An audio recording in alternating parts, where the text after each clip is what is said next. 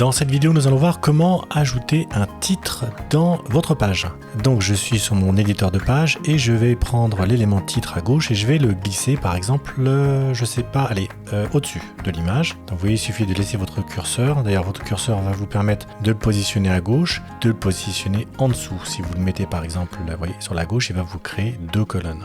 Donc moi, c'est pas ce que je veux faire. Je vais le prendre et je vais le remettre juste au-dessus. Voilà, j'ai mon titre. En cliquant ensuite sur l'élément titre, vous allez pouvoir modifier un certain nombre de choses. Vous allez pouvoir modifier la taille, le type de titre. On avait vu ça dans une précédente vidéo. Vous avez des presets déjà qui sont faits. Par exemple, si je clique sur le titre 3, et ça correspond déjà à une taille et à une police. Donc moi, je vais rester sur le 1. Vous allez pouvoir ensuite mettre de la couleur bold, surligné. Alors, faites bien attention quand vous êtes ici sur cet élément-là pour pouvoir, par exemple, appliquer une police italique ou un surligné. Il faut absolument que vous surligniez les éléments en amont. Pourquoi? Parce que vous pourriez tout à fait ici surligner que ce bout de texte et pas le reste. C'est la particularité qu'il y a entre les éléments de personnalisation que vous avez au sein d'un élément central et de ceux qui se trouvent sur la colonne de gauche. Sur la colonne de gauche, si par exemple je modifie l'espacement des lettres, ça impactera l'intégralité de tout votre bloc et pas uniquement le lettrage par exemple que vous avez surligné. Ici vous avez aussi la possibilité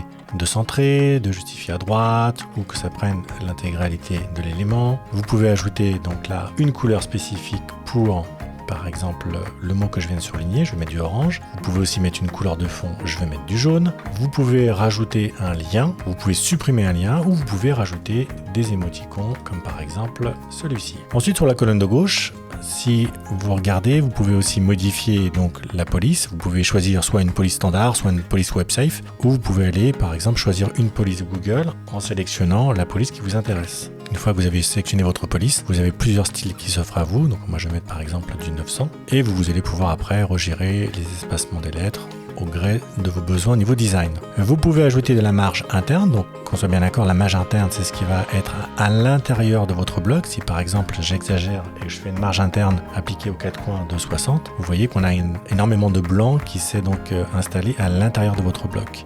Je vais remettre 10. Si maintenant je fais de la marge externe, là c'est à l'extérieur du bloc, vous allez voir par exemple si je rajoute un bloc de 100, vous voyez que là maintenant le blanc ne s'est pas mis à l'intérieur du filet vert mais à l'extérieur. Ensuite vous allez pouvoir définir est-ce que ce bloc doit être visible ou pas sur le mobile, la tablette ou l'ordinateur. De la même façon, si vous décidez par exemple que ce texte ne doit pas être visible sur mobile, il suffit donc de sélectionner la partie mobile et quand vous allez passer votre curseur dessus d'ailleurs, vous voyez que le système va vous indiquer qu'il est uniquement visible que sur ordinateur et tablette. Ensuite, vous avez la possibilité de personnaliser votre élément en fonction de la vue mobile ou de la vue tablette. Ce que vous allez ajuster en vue mobile ne va pas impacter la vue par exemple ordinateur. Si par exemple je décide d'augmenter mon hauteur de ligne ou l'espacement des lettres pour que ça rentre dedans, voilà, ça ne s'appliquera uniquement que sur la partie mobile. D'ailleurs, vous avez systématiquement une icône qui apparaît ici qui spécifie bien que les modifs que vous allez faire sur cette partie-là n'impacteront que